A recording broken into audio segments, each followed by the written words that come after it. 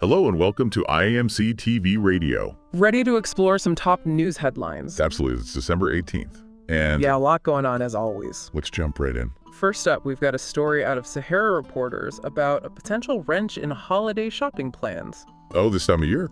Yeah, seems like Amazon workers are planning a mass strike right in the peak season. Wow, thousands of workers walking out that could have a major impact on deliveries.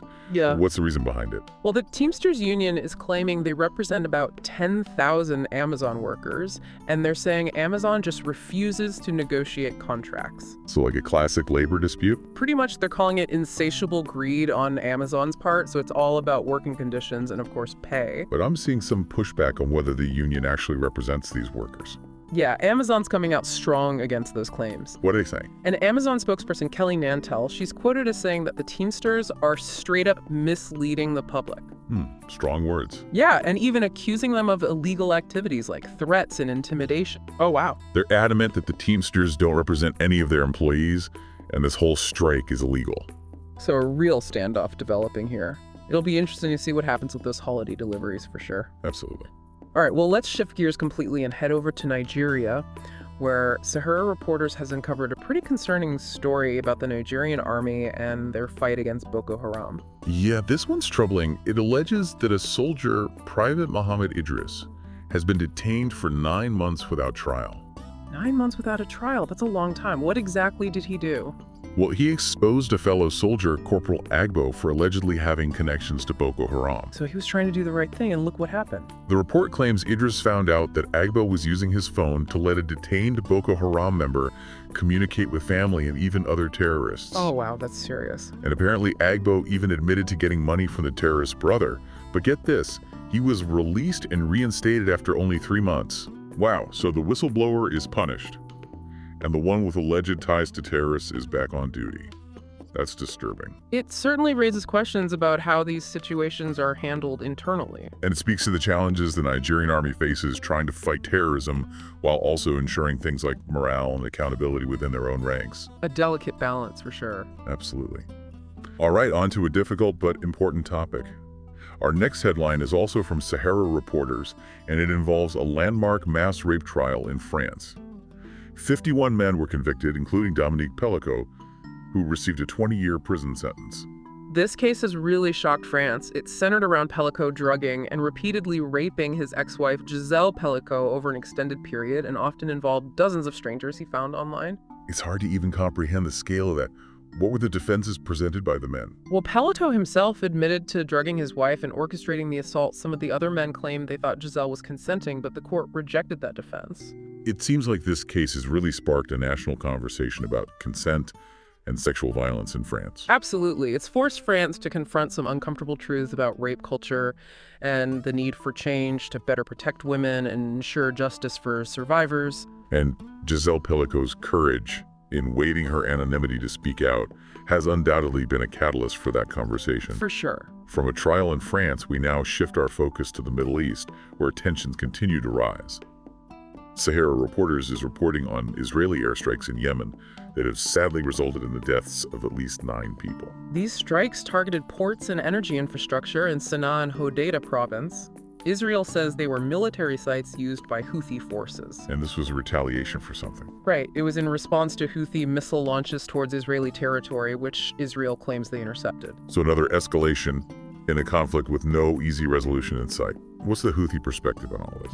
A pro-Houthi commentator stated that Yemen has been carrying out weekly attacks on Israeli targets and shipping in the Red Sea as a show of solidarity with the Palestinian people, and they're vowing to continue until Israel stops its actions in Gaza, lifts the blockade, and withdraws from the territory. It's a conflict deeply rooted in historical grievances and geopolitics. A solution seems a long way off. Agreed. Let's move on to a story of alleged corruption and its legal ramifications. Sahara Reporters brings us news from Malaysia, where the wife of former Prime Minister Najib Razak has been acquitted of money laundering and tax evasion charges. Rosma Mansour. She's been under scrutiny since her husband's election defeat in 2018. I remember this. The 1MDB scandal was huge. Exactly. There was public outrage over the alleged misappropriation of billions of dollars from a state fund. So what led to her acquittal? The court said there wasn't enough evidence to support the money laundering and tax evasion charges, but It's important to note this isn't the end of her legal troubles. Oh, right, she's still facing other charges.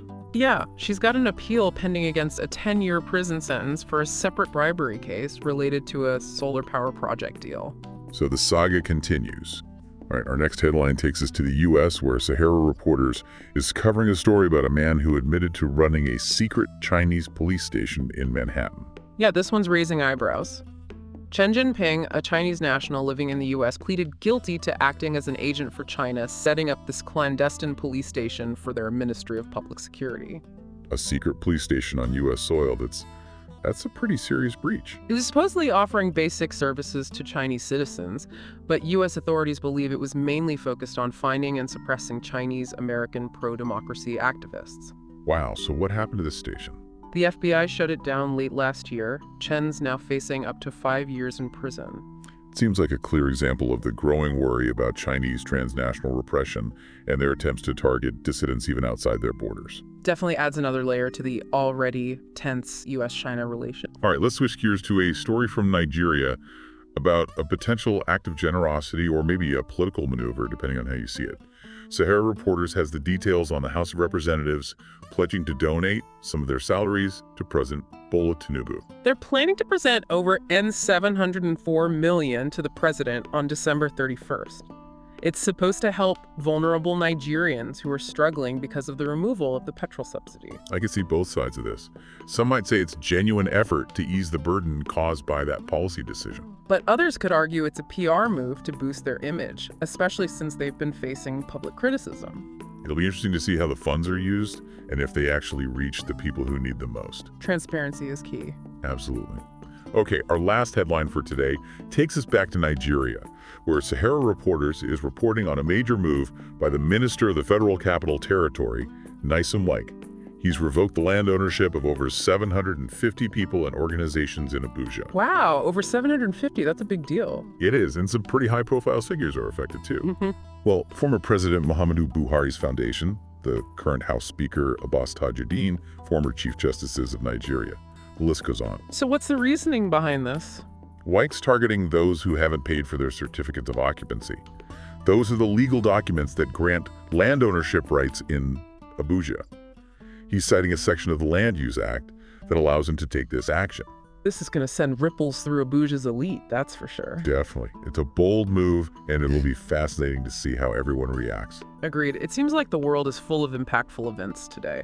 Absolutely. Every corner has a story to tell. From worker strikes to international conflicts to power plays and legal battles, it's never a dull moment. Well said. And with that, we wrap up our exploration of today's top news headlines. You know, it's amazing when you look at these stories, they might seem totally different, but they all touch on these themes of power accountability and people fighting for justice. It's true. Like, we've got workers going up against a huge corporation, a soldier who gets caught in a system that doesn't seem very transparent, and a woman who's incredibly brave facing the trauma of this awful abuse. And all of that kind of echoes what's happening around the world right now, that whole idea of the balance of power between people, institutions, governments. For sure, like with the Amazon strike, it makes you think about these massive companies and how much influence they have, and what about workers' rights, especially as the world gets more and more globalized. It's a complicated issue. No easy answers there. And it's not just workers' rights either. You've got to think about the impact these companies have on communities, the environment, even global politics. Absolutely. Then you've got the case of Private Idris in Nigeria that really highlights how tough it can be to hold powerful groups accountable like the military, especially when a country is dealing with constant security threats. His story is like a wake-up call that when you're fighting terrorism, sometimes the people who speak out, even when they're trying to do the right thing, they can get silenced or even punished. It's a tough balance, trying to keep the country safe while also protecting individual rights. You see that tension playing out all over the world. Definitely. And then you have Giselle Pellico's story, which is just incredible. She's so resilient, fighting for justice after going through something unimaginable. It's incredibly brave of her to speak out, to waive her anonymity and talk about what happened to her. It reminds us that sexual violence is a problem everywhere. It doesn't matter what country you're in or what culture you come from. And to really tackle it, you need more than just laws. You need to change how society thinks and what people believe. Now, switching gears to Malaysia when Rosma Mansor was acquitted, it might seem like just one event in a long legal process, but it really speaks to this feeling that people have that the elite, those at the top, they play by different rules. The 1MDB scandal really eroded trust in the system there. Yeah, in this case, no matter what the legal outcome ends up being, it just adds fuel to that fire, the debate about corruption, accountability, transparency in government. For sure. Now, this story about the secret Chinese police station in New York City that shines a light on a whole other level of power dynamics. You've got countries maneuvering and clashing on a global scale. It's definitely made people in the West nervous about China's growing influence and how far they're willing to go to exert their power, even if it means breaking international rules or violating other countries' sovereignty. It reminds us that what happens in one part of the world can affect everyone else, and that a lot of this tension between countries is happening in the shadows. Then you have the Nigerian House of Representatives deciding to donate some of their salaries to help people struggling with the economy. It seems like a good deed, but it makes you wonder about their motives. Right. Are they really trying to help those who are hurting because of the petrol subsidy removal? Or are they trying to avoid criticism and make themselves look better? Only time will tell what the real impact is. But this definitely shows that even when people seem like they're being selfless, you still need to be watchful and make sure they're held accountable. And last but not least, you have this huge land revocation in Abuja by Minister Wyke. It might be presented as just enforcing the rules, but there's no denying it's a major power move. Taking away land ownership from so many people, especially those big names like former President Buhari, it sends a message. It makes you think about the potential for abuse of power, whether the rule of law is being followed, and what happens when you challenge those at the top. This is going to have a huge impact on Nigeria's political scene and its economy, too. It'll be interesting to see what happens next. Yeah, it's easy to get caught up in all the drama of these stories, the headlines, the breaking news. But it's so important to remember that there are real people behind all of this, people whose lives are being changed by these events. Exactly like that Amazon worker wondering if they'll be able to make ends meet during the holidays, or the soldier in Nigeria stuck in this messed up system, or Giselle Pellico finding the strength to share her story. These aren't just stories in the news. They're about real people facing real struggles and triumphs. It's about the complexity of our world. And that's why it's so important to stay informed. Not just to know what's going on, but to connect with people, to understand different perspectives, and to think about how we can make things better. Exploring these headlines today has definitely given us a lot to think about. It reminds us how connected we all are, how something that happens in one place can ripple out and affect people everywhere. And it shows us how crucial it is to think critically, to look for different viewpoints, to question our own assumptions. Because at the end of the day, it's by being informed and engaged citizens that we can hope to understand the world we live in and work towards a future that's more just and equitable for everyone. Thank you for listening to the today's top news headlines on IAMC TV Radio.